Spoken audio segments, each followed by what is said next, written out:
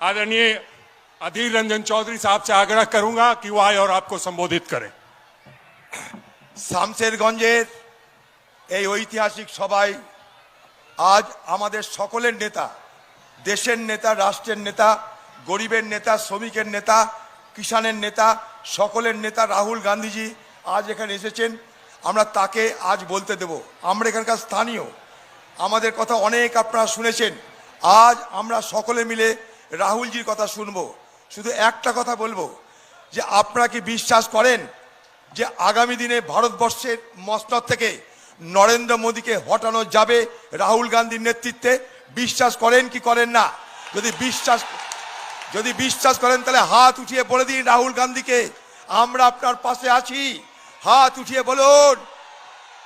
দ্বিতীয় কথা, রাহুল গান্ধীর হাত শক্ত করতে এই পশ্চিমবঙ্গে কংগ্রেসের প্রার্থীদের জয়ী হতে হবে এবং সেই লড়াইয়ে এখানকার যারা প্রার্থী হয়েছেন তাদেরকে আপনারা নির্বাচনে জয়ী করানোর জন্য প্রাণপণে চেষ্টা করবেন কি করবেন না?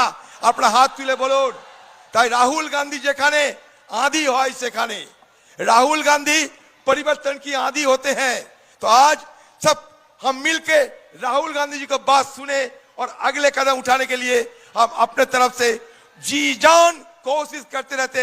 इस बंगाल से टीएमसी और बीजेपी दोनों को खत्म करने के लिए हम अपना जंग शुरू करें। जय हिंद, वंदे मातरम।